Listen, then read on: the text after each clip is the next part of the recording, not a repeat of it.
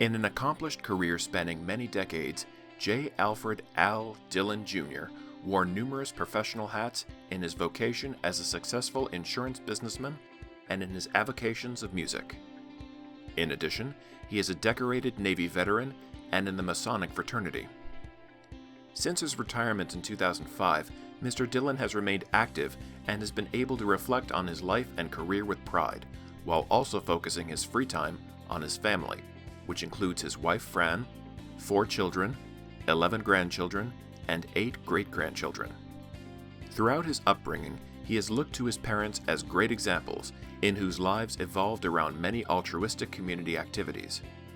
During his high school years, Mr. Dillan learned and performed on the cello and trumpet, earned the Boy Scout Eagle Badge, worked full-time, seasonally, on the local railroad, and graduated valedictorian of his class in 1947. In 1948, well into college, he enlisted in the U.S. Naval Reserve, entering its Reserve Officer Candidate or ROC program, and participated in officer training during the summer months.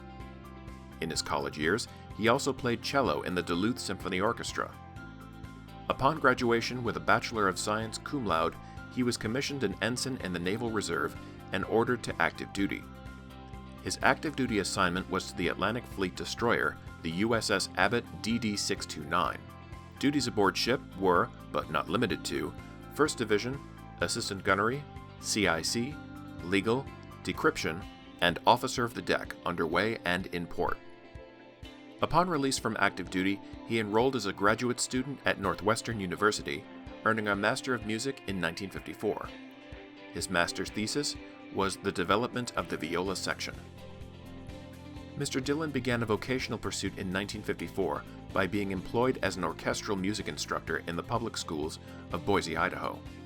During his 3 years in Boise, he also taught private music lessons, played in and was rehearsal conductor for the Boise Symphony Orchestra, conducted a church choir, and maintained his active status in the Naval Reserve. In 1957, Mr. Dillan launched a new primary career by joining State Farm Insurance in Salt Lake City.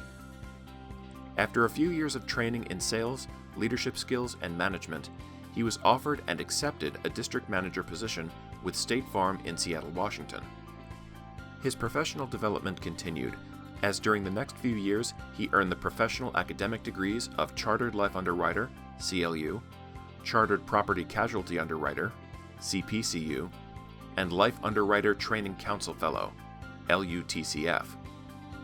In 1974, he decided to return to personal production of insurance and accepted a State Farm agent position in Bremerton, Washington. His vocational change into the status of independent business person allowed him to become more active and later president of the local Life Underwriters Association, and also, independently, become a member of both a state and a national professional committee that were hired to help write insurance agents' license examinations. This independence also allowed him to increase his avocational activities within the Naval Reserve, music, and the Masonic fraternity. Mr. Dillan's first opportunity was in the Symphony Orchestra venue. After many years in existence, the Bremerton Symphony Orchestra, a 100% volunteer organization, suspended all its activities. Following a year's discussion with their board of directors, Mr. Dillan was elected president of the orchestra's board with authority of reviving the orchestra's active status. He performed the duties of chief executive officer, personnel manager, including the hiring of musical directors, librarian, stage manager, rehearsal conductor, and a playing member of the orchestra. Without a staff, a major part of the job was that of being the major fundraiser. All his hard work has certainly paid off, as the orchestra continues to thrive and provide wonderful sounds to the masses to this day. He was re-elected twice as president in the 30 years of his work, and he considers it his best legacy to the community.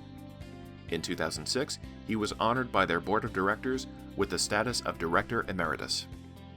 In all of his activities since joining the Naval Reserve, Mr. Dillan kept his reserve status active through meetings and annual active duty for training.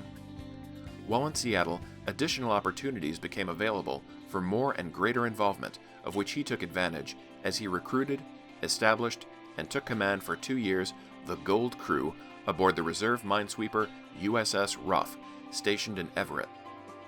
In 1967, he recommended to the Navy Department an organizational plan for the West Coast minesweepers, 3 ships with 2 crews each, in 3 different naval districts.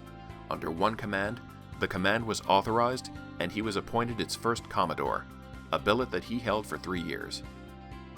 He also sat on several promotion boards in the Pentagon, attended the Naval Reserve Course at the Naval War College, and served a 3-year tour as a member of the Secretary of the Navy's National Policy Board. In all, he commanded 6 reserve units and served 2 years as mobilization officer, responsible for reserve mobilization readiness in the 13th Naval District. In 1975, during the Navy's annual war game exercises in the Pacific, which included about 25 nations and 100 ships, he was the senior umpire and, as such, embarked aboard the British cruiser, the HMS Blake, during the 3-week exercise. In 1984, Mr. Dillan retired as a captain of the U.S. Naval Reserve. As an active member of Shriners International, Mr. Dillan has presided in numerous leadership positions for the organization. Included in those activities, but not limited to, was being president or secretary of the local shrine club, director of shrine clubs of the 11 clubs within the regional shrine center area, and chairman of both the Shrine Center's Board of Trustees and Insurance Committee. He was appointed to the Shriners Hospital for Children, Portland Board of Governors, of which he served for 9 years. This position involved monthly or more commutes to Portland over the 9 years. Due to his years of service in that capacity, he was elected member emeritus of the board. At 92, Mr. Dillan reflects on a life well served and the pleasures of family and friends.